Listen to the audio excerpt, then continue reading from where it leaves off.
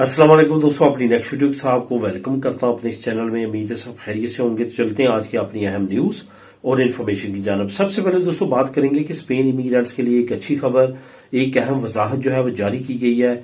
इसको डिटेल के साथ आप लोगों से शेयर करूंगा। काफी अहम और अच्छी अपडेट है, लाजमी तौर पर आपने इसको कंप्लीट सुनना है, ये सबके लिए बहुत जरूरी है। उसके बाद पाकिस्तानी पासपोर्ट ब्लैक लिस्ट किस तरह हम चेक कर सकते हैं कि मेरा पासपोर्ट अगर ये खुदा न खास्ता कहीं ब्लैक लिस्ट तो नहीं हो चुका, इस पे बात करेंगे। उसके बाद काम और पारो एक साथ एक अहम ताजा तरीन मालूमात जारी की गई है, इस पे बात करेंगे। वोक्स पार्टी को एक अहम कामयाबी हासिल हुई है इमिग्रेंट्स के खिलाफ, इस पे बात करेंगे वीडियो के आखिर में। तो दोस्तों डिटेल्स की तरफ जाने से पहले आपको बताता चलूं कि आज आप लोगों के साथ मैं लिंक्स कौन कौन से शेयर करूंगा। एक तो स्पेन इमिग्रेंट्स के लिए जो अच्छी खबर है और अहम वजाहत जारी की गई है, इसका लिंक आपको मिलेगा। लिंक नंबर 1, लिंक नंबर 2 काम और पारो एक साथ, लिंक नंबर 3 वॉक्स पार्टी की जो अहम इमिग्रेंट्स के अगेंस्ट कुछ कामयाबी हासिल हुई है, इस पे बात करेंगे वीडियो के आखिर में। ये तीनों लिंक्स आपको नीचे बिलतरतीब मिल जाएंगे, आप खुद भी इनको क्लिक करके रीड कर सकेंगे। इसके साथ साथ तमाम दोस्तों से गुजारिश है जो इस चैनल पे नए हैं या जिन्होंने अभी तक इस चैनल को सब्सक्राइब नहीं किया, लाजमी तौर पर चैनल को सब्सक्राइब करें ताकि मजीद आने वाली वीडियोस उन तक बर वक्त पहुंच सके। तो दोस्तों बात करेंगे स्पेन इमिग्रेंट्स के लिए अच्छी खबर और अहम वजाहत जो जारी की गई है।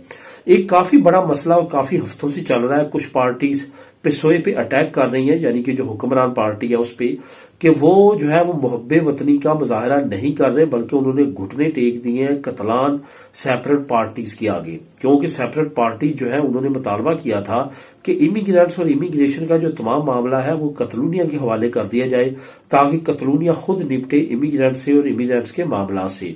अभी बॉर्डर्स कंट्रोल तो कतलूनिया के हाथ में आ चुका है और इन्होंने वो जो रेवोल्यूशन है उस पे इन्होंने बड़े अच्छे तरीके के साथ ओवरकम किया है और उस पे कार्रवाई जारी है। अब इसके साथ साथ कुछ अहम और अपडेट जो है वो भी जारी की गई थी और उस पर काफी ज्यादा खदशात जाहिर किए जा रहे थे। फॉर एग्जाम्पल ये कि कतलूनिया की जो हुकूमत है, जब इनके हाथ में सारी चीजें आ जाएंगी तो उसके बाद ये इमिग्रेंट्स को इतना ज्यादा तंग करेंगे कि इनको पेपर ही नहीं देंगे कतलान सर्टिफिकेट के नाम पे।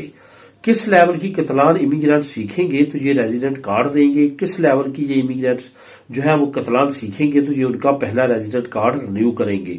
ये आपको बताता चलूं कि कुछ नई अपडेट सामने आई थी, उसमें ये कहा गया था कि कतलूनिया की हुकूमत ये प्लान बना रही है कि जो पहला रेजिडेंट कार्ड है वो तो हम दे देंगे इमिग्रेंट्स को, लेकिन 1 साल का जो टाइम पीरियड है जैसे वो रिन्यू के लिए आएंगे तो हम वहां पे कतलान का उनका एग्जाम लेंगे, उनसे कतलान के बारे में पूछेंगे। अगर उनकी कतलान अच्छी हुई तो उनके डॉक्यूमेंट रिन्यू करेंगे, अदरवाइज रिन्यू नहीं करेंगे। इस पे कुछ अहम अपडेट्स, अहम स्टेटमेंट जारी की गई है कतलूनिया की तरफ से और कॉन्स्टिट्यूशन ऑफ स्पेन की तरफ से। अब यहां पे आपको बताता चलूं कि जो कतलूनिया की हुकूमत है जो कि अभी कामयाब हो रही है अपने मुतालबात में, उनकी तरफ से ये स्टेटमेंट जारी की गई है कि हम इस तरह का कोई भी प्लान नहीं बना रहे कि हम बहुत ज्यादा सख्त जो है वो इमिग्रेंट्स के साथ बर्ताव करेंगे और उनके कार्ड को रिन्यू नहीं करेंगे, बल्कि हम नॉर्मली अपना कतलान का जो लैंग्वेज है वो हम ये देखेंगे कि जो इमिग्रेंट है क्या वो कोशिश कर रहा है कतलान लैंग्वेज को सीखने की या बिल्कुल ही जीरो है। अगर वो कोशिश कर रहा है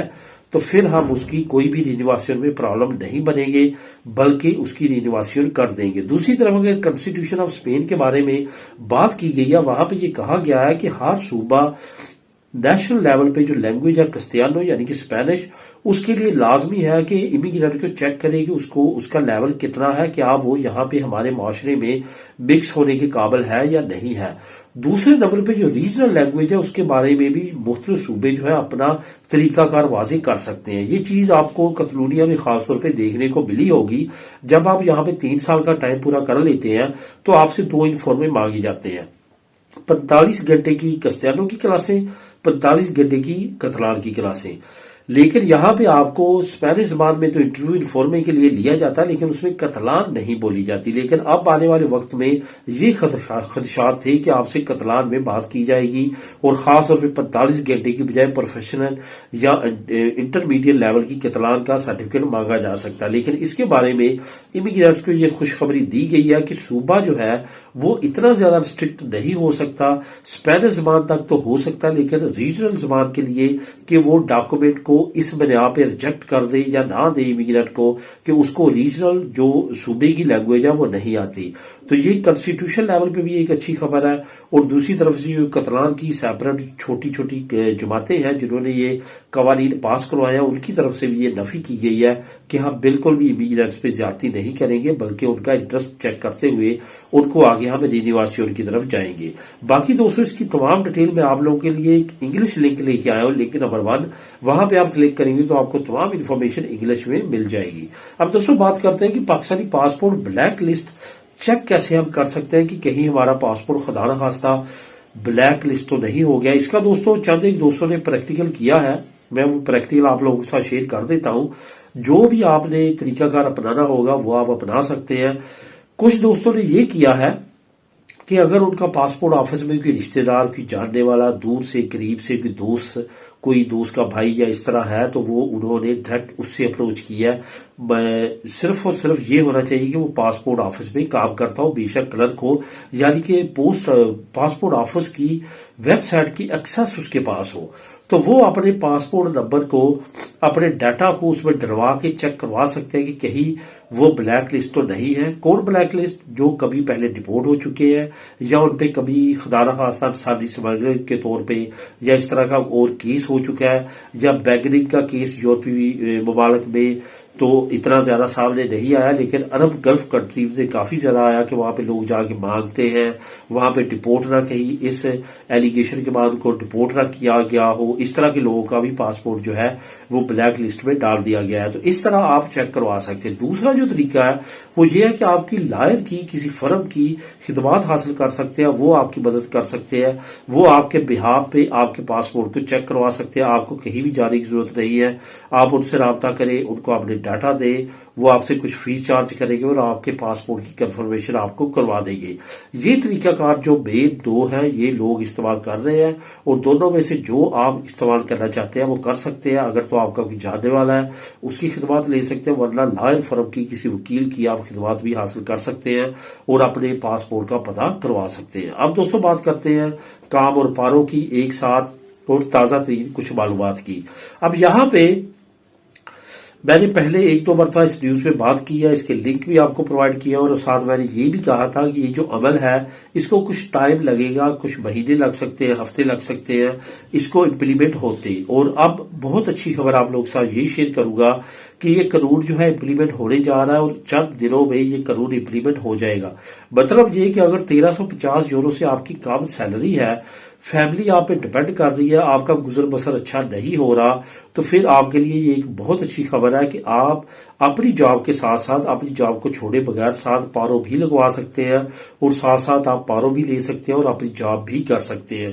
یہ ایک اچھی اپرچونٹی ہے جس کا فائدہ اٹھا سکتے ہیں. لازمی طور پہ اس اپرچونٹی سے آپ فائدہ اٹھائیں. اگر آپ واقعہ ہی فیملی آپ پہ ڈپینڈ کرتی ہے، آپ کا فیملی جو پارٹنر ہے وہ کام نہیں کرتا، جو کہ ہماری کمیونٹی میں بہت ساری فیملیز ایسی ہیں جس میں ہماری وائف کام نہیں کرتی، ہم صرف کام کرتے ہیں، تو ان کے لیے یہ ایک اچھی اپرچونٹی ہے، اس سے وہ فائدہ اٹھا سکتے ہیں. اس کی مزید ڈیٹیل جو ہے آپ نیچے لنک نمبر 2 کو کلک کر کے خود بھی ریڈ کر سکتے ہیں. اب دوستوں آخر میں بات کریں گے ووکس پارٹی کی.